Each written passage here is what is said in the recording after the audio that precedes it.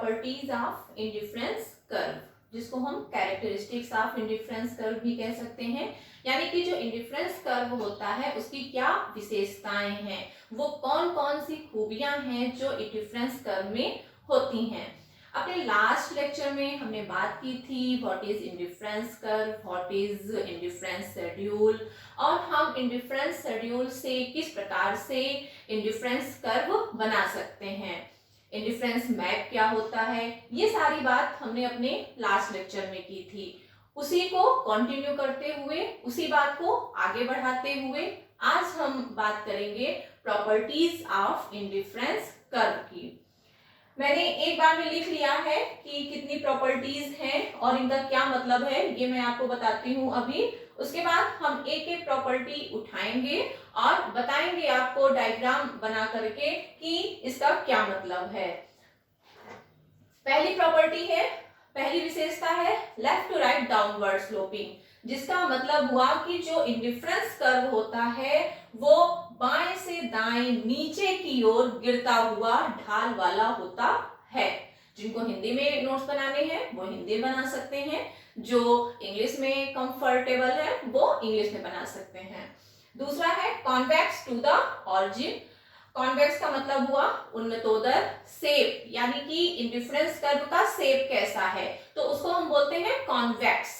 अभी जब हम डिटेल में बात करेंगे तब हम आपको यहाँ पे बताएंगे कि कॉन्वेक्स क्यों होता है, और यहाँ पे एक नया कॉन्सेप्ट भी आपको पता चलेगा, मार्जिनल रेट ऑफ सब्स्टिट्यूशन।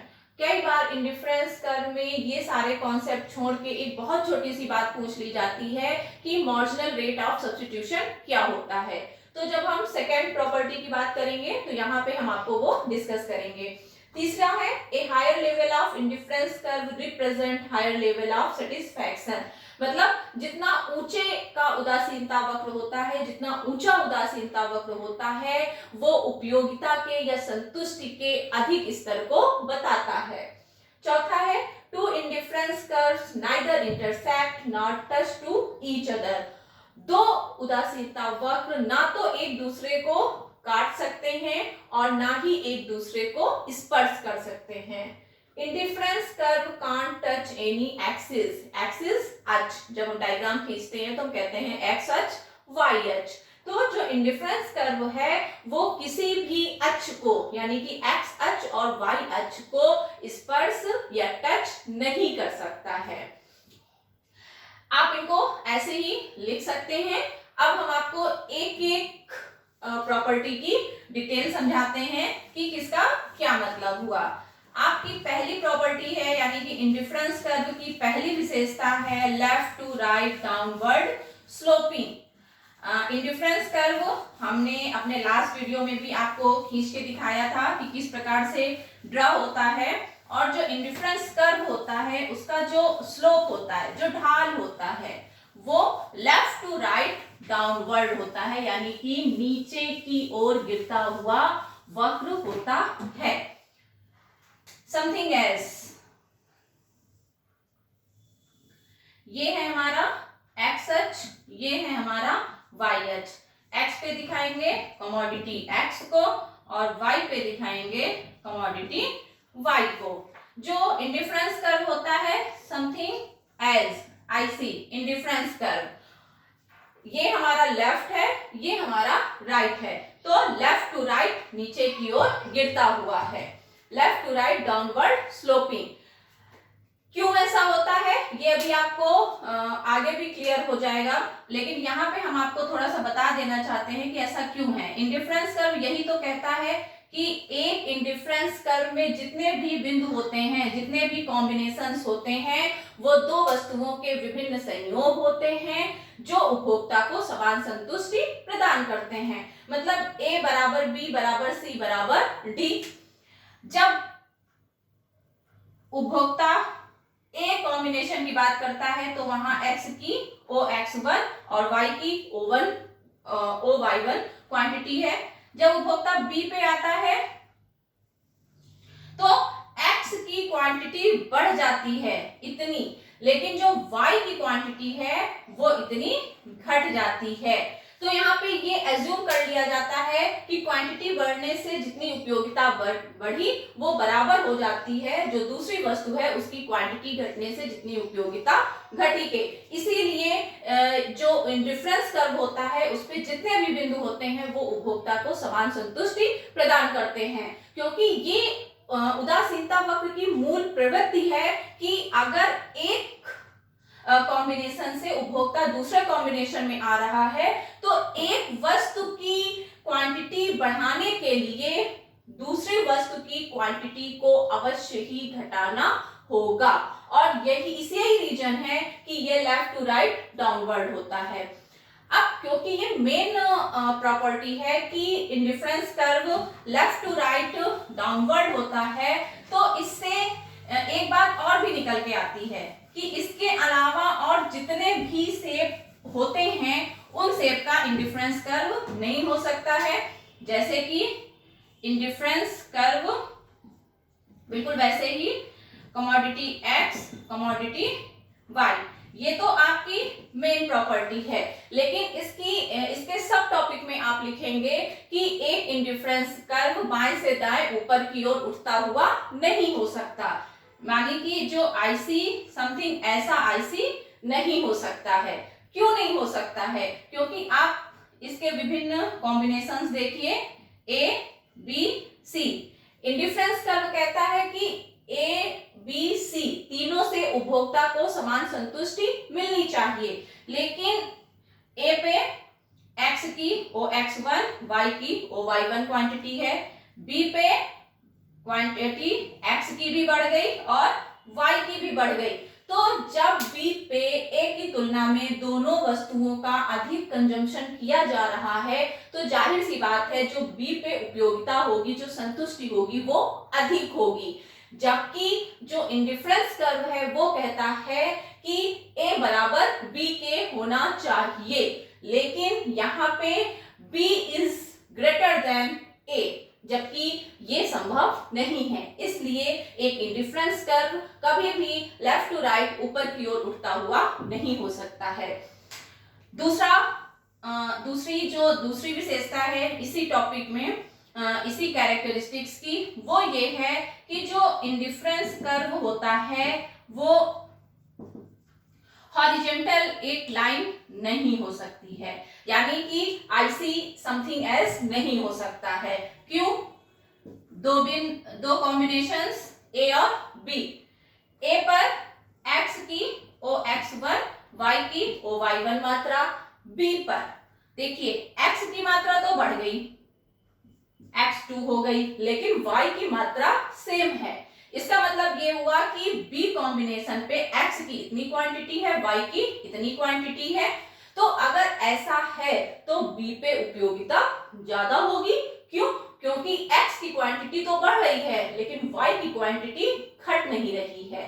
तो जब एक वस्तु की मात्रा बढ़ जाएगी तो संतुष्टि बढ़ जाएगी। और क्योंकि इंडिफरेंस कर्व कहता है कि उदासीनता वक्र के सभी बिंदु समान संतुष्टि को बताते हैं, लेकिन ऐसा यहाँ पे नहीं है, B is greater than A, इसलिए जो इंडिफरेंस कर्व होता है वो एक हॉरिजॉन्टल लाइन नहीं हो सकती है। तीसरा जो एक शेप हो सकता है कि जो इंडिफरेंस कर्व है वो कभी भी एक वर्टिकल लाइन नहीं हो सकती, लेकिन यानी कि आईसी ऐसा भी नहीं हो सकता है। क्यों? बिल्कुल सेम रीजन, यहाँ के आप दो बिंदु ले लीजिए, यानी कि ए और बी। ए पे y की OY1 और x की OX क्वांटिटी है, ठीक है। जितने भी इंडिफरेंस कर्व पे डायग्राम बनेंगे सब में x अक्ष पे आप कमोडिटी x को दिखाएंगे और y पे कमोडिटी y को दिखाएंगे, या फिर अगर आप कमोडिटी चेंज करना चाहते हैं तो कोई बात नहीं है। अब b पे क्या है, x तो उतना ही है लेकिन y की क्वांटिटी बढ़ गई। अब जब y की क्वांटिटी बढ़ गई तो इसका मतलब हुआ कि बी कॉम्बिनेशन पे अधिक संतुष्टि प्राप्त होगी, अधिक उपयोगिता प्राप्त होगी, जबकि इंडिफरेंस कर्व की ये जो मूल प्रवृत्ति है कि A should be equal to B, लेकिन यहाँ पे B is greater than A है। क्यों? क्योंकि Y की क्वांटिटी ज्यादा है जबकि X की क्वांटिटी घट नहीं रही है। इसलिए जो इंडिफरेंस कर्व होता है वो सदैव लेफ्ट टू राइट डाउनवर्ड ही होता है, ना तो वो ऊपर उठता हुआ हो सकता है, ना तो वो एक हॉरिजॉन्टल लाइन हो सकती है, और ना ही वो एक वर्टिकल लाइन हो सकती है। ठीक है, अब जो दूसरी विशेषता कॉन्वेक्स टू द ऑरिजिन, यानी कि जो इंडिफरेंस कर्व होता है उसका जो शेप होता है वो मूल बिंदु का मतलब हुआ ओ ऑरिजिन के प्रति इंडिफरेंस कर्व का शेप उन्नतोदर होता है, जिसको इंग्लिश में बोलते हैं कॉन्वेक्स टू द ऑरिजिन।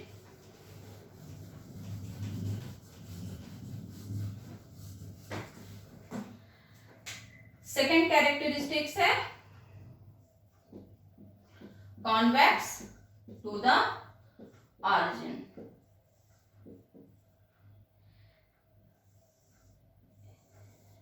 ये रहा आपका एक्स एच, ये है y h, commodity x, commodity y. ये जो ऐसा शेप है इसी को ये जो आईसी है ये ओ ऑरिजिन के प्रति उन्नतोदर कहा जाता है, इस शेप को उन्नतोदर बोलते हैं।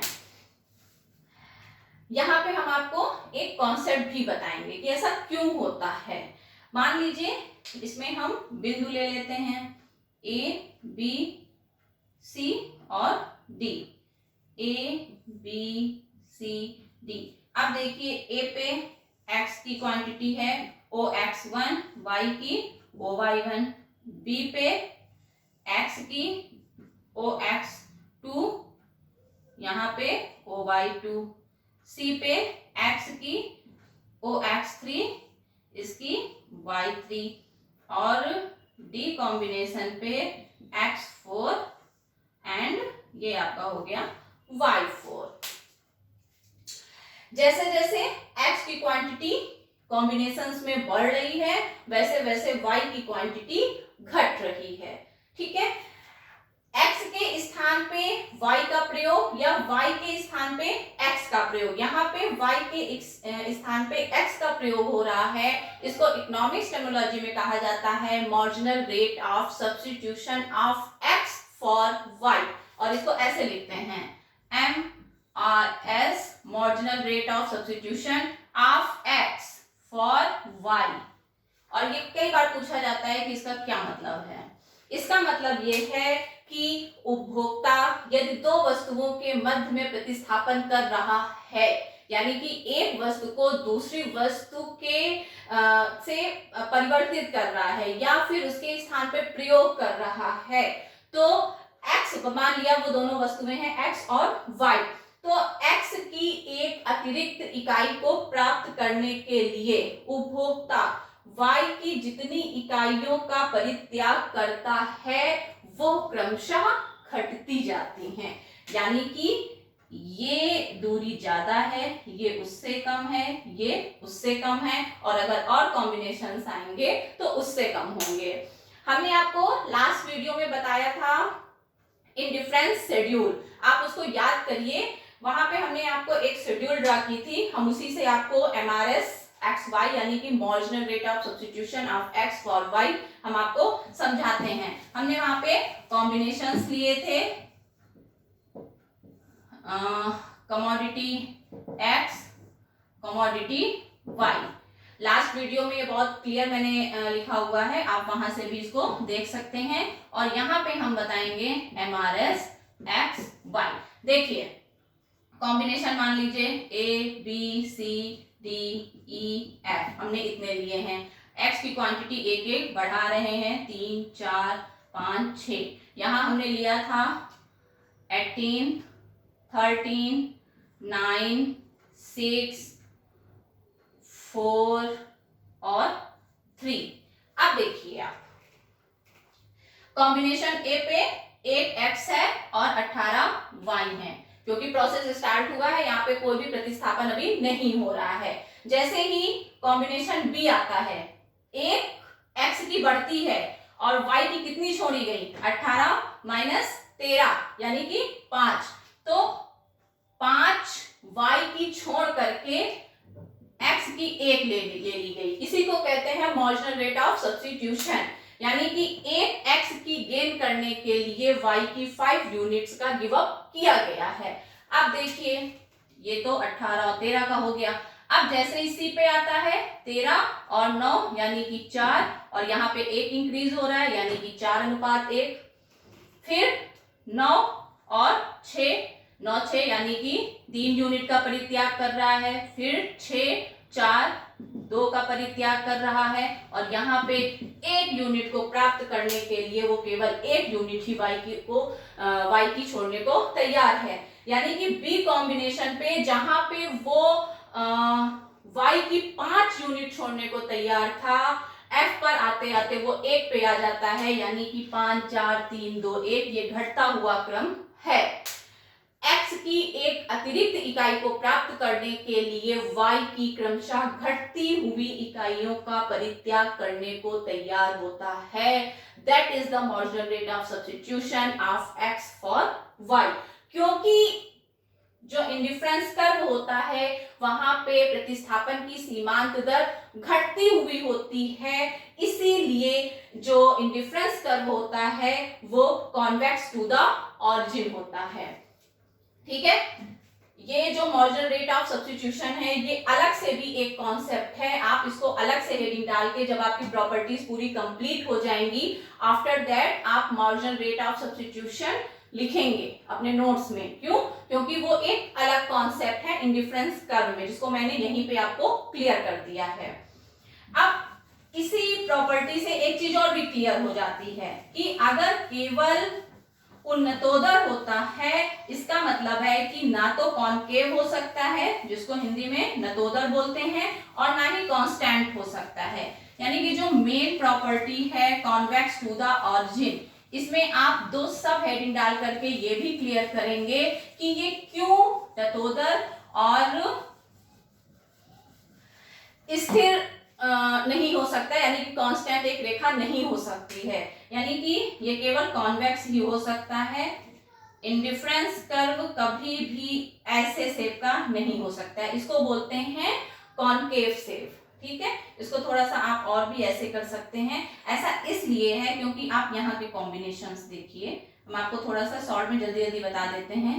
ए बी सी डी, ए पे एक्स की इतनी है, यहाँ पे इतनी है, यहाँ पे इतनी है, यहाँ पे इतनी है। देखिए x की एक अतिरिक्त इकाई के लिए जो y की मात्रा छोड़ी जा रही है वो बढ़ती जा रही है, जबकि घटती हुई होनी चाहिए, इसलिए वो कॉन्वेकेव, इसको कॉनकेव बोलते हैं। ठीक है, नहीं हो सकता है।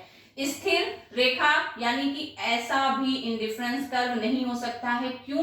क्योंकि यहाँ पे जितना a प्राप्त करना है, मतलब a की एक अतिरिक्त इकाई के लिए y की स्थिर मात्रा छोड़ी जाएगी। आप जब इसको स्केल वगैरह से खींचेंगे तो आप और भी अच्छे से निकाल लेंगे कि ये जो दूरी है y की सबकी बराबर होनी चाहिए। ये दूरी, ये दूरी, ये दूरी, दैट शुड बी इक्वल। यानी कि x की एक अतिरिक्त इकाई प्राप्त करने के लिए y की स्थिर इकाइयों का त्याग किया जाता है। लेकिन क्योंकि ये जो इंडिफरेंस कर्व है उसकी मूल प्रवृत्ति के विपरीत बात है, इसीलिए इंडिफरेंस कर्व ना तो इस शेप का हो सकता है ना ही इस शेप का हो सकता है। इंडिफरेंस कर्व केवल और केवल इस शेप का हो सकता है। क्लियर? तीसरी प्रॉपर्टी है a higher level of indifference curve represent higher level of satisfaction. हमने जब इंडिफरेंस मैप की बात की थी तो वहां पर भी हमने आपको ये बताया था कि एक ऊंचा उदासीनता वक्र अपने नीचे के उदासीनता वक्र की तुलना में अधिक संतुष्टि प्रदान करता है। वही चीज यहाँ पर भी है। तीसरी प्रॉपर्टी कि जो एक ऊंचा उदासीनता वक्र होता है वो नीचे की तुलना में अधिक संतुष्टि प्रदान करता है।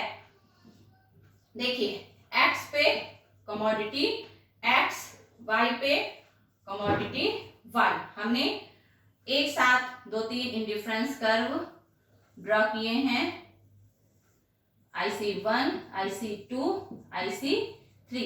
यहाँ पे क्योंकि IC1 सबसे नीचे का उदासीनता वक्र है, यहाँ पे मिनिमम सेटिस्फैक्शन होगा। मिनिमम सेटिस्फैक्शन क्यों होगा ऐसा? और यहाँ पे जो सबसे ऊपर का है, अगर IC4 होगा 5 होगा तो जो सबसे ऊपर का होगा वहां पे सबसे ज्यादा सेटिस्फैक्शन होगा, मैक्सिमम सेटिस्फैक्शन। क्यों?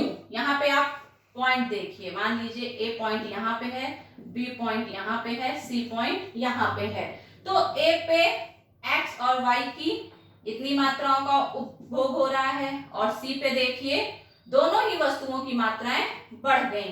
तो जब दोनों ही वस्तुओं की मात्राएं बढ़ गई हैं तो जितनी अधिक मात्रा का कंजम्पशन होगा, किसी भी वस्तु की जितनी ज्यादा मात्रा का कंज्यूम किया जाता है उतनी ज्यादा यूटिलिटी गेन होती है, उतना ही ज्यादा सेटिस्फैक्शन होता है। इसलिए जितना ऊंचा उदासीनता वक्र होगा उतना ज्यादा वो सेटिस्फैक्शन देगा।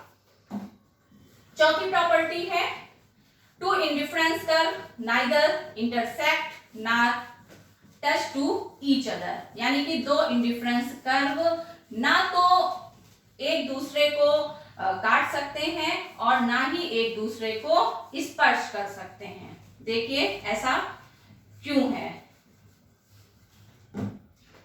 चौथी विशेषता हमने आपको पहले ही चारों विशेषताएं लिख दी थी। टू इंडिफरेंस कर्व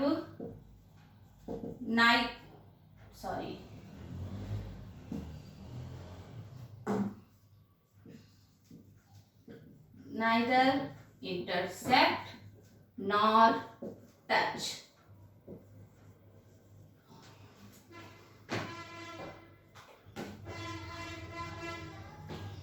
ठीक है, कांट लगा दीजिए, कांट नाइदर सेक्ट। देखिए ऐसा इसलिए है क्योंकि यहाँ पे आपने दिखाया commodity X as usual, commodity Y।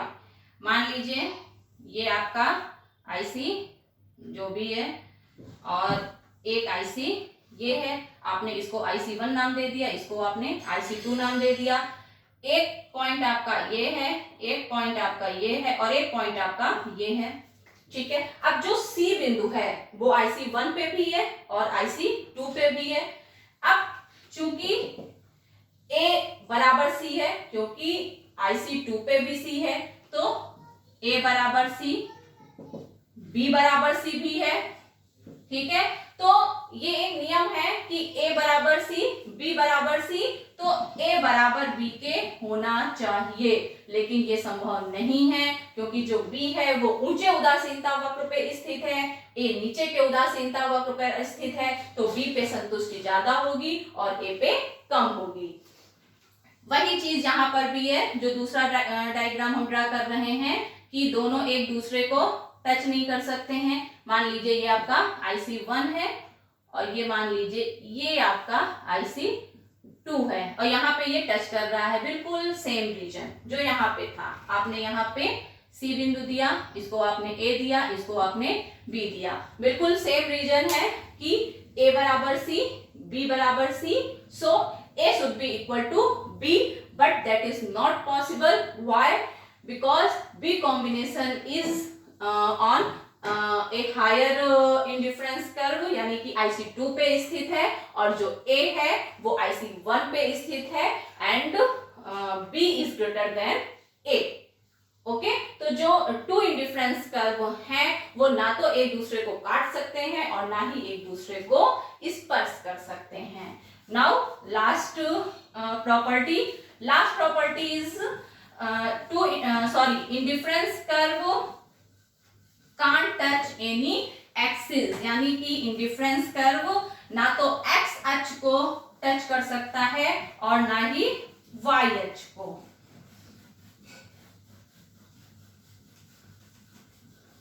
ये लास्ट प्रॉपर्टी है इंडिफरेंस कर्व की। प्रॉपर्टी और भी कई हो सकती हैं, लेकिन जो मेन प्रॉपर्टीज हैं वो हमने आपको यहाँ पे डिस्कस की है। एक प्रॉपर्टी ये भी है, बहुत ज्यादा इंपॉर्टेंट नहीं है ये, कि जरूरी नहीं है कि इंडिफरेंस कर्व समानांतर हो, मतलब समान दूरी पे हो, ऐसा जरूरी नहीं है। फिफ्थ है indifference curve can't touch any axis. ठीक, देखिए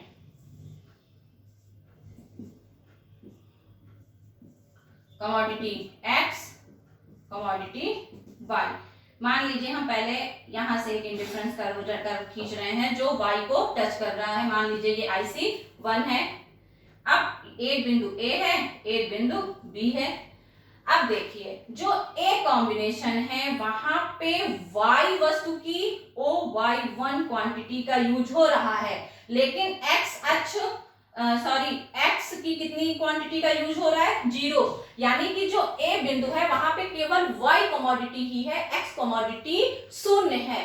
जबकि जो इंडिफरेंस कर्व है वो दो वस्तुओं के विभिन्न संयोग बताता है, जबकि A बिंदु पे केवल एक वस्तु है Y। अगर A कॉम्बिनेशन की बात की जाए तो यहाँ पे 0x प्लस OY1, तो ये जो 0 है, 0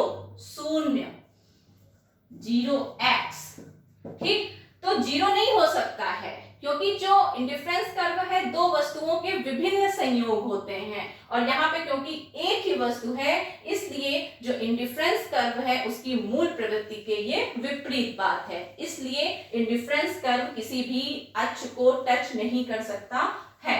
अब ये तो बात हो गई y अक्ष को टच कर रहा है। सेम थिंग अगर जो इंडिफरेंस कर्व है कमोडिटी x, कमोडिटी y, मान लीजिए ऐसा भी तो हो सकता है, यहाँ पे टच कर रहा है, ये आपका IC है, ठीक है। जब एक ही है तो IC ही लिखिए, 1 लिखने की नीड नहीं है जब एक ही इंडिफरेंस कर्व खींचा हुआ है। तो यहाँ पे इस बिंदु पे मान लीजिए ये एक कॉम्बिनेशन है, तो यहाँ पे x की OX1 क्वांटिटी है, लेकिन y की कितनी है? 0। तो अगर एक कॉम्बिनेशन यहाँ पे बात की जाए तो यहाँ पे x की OX1 प्लस 0y, तो क्योंकि y की क्वांटिटी 0 नहीं हो सकती है, इसलिए जो इंडिफरेंस कर्व है ना तो वो x अक्ष को टच कर सकता है और ना ही y अक्ष को। तो ये मेन प्रॉपर्टीज इंडिफरेंस कर्व की हैं। यहाँ पे हमने आपको इंडिफरेंस कर्व की जो मेन कैरेक्टरिस्टिक्स हैं, जो प्रमुख विशेषताएं हैं, उन पे हमने डिस्कस किया है, और हमने आपको बताया है कि marginal rate of substitution of x for y क्या होता है। इंडिफरेंस कर्व के अपने नेक्स्ट लेक्चर में हम बात करेंगे what is budget line and what is consumers equilibrium. इन दोनों पे हम बात करेंगे अपने नेक्स्ट लेक्चर में। Thank you very much.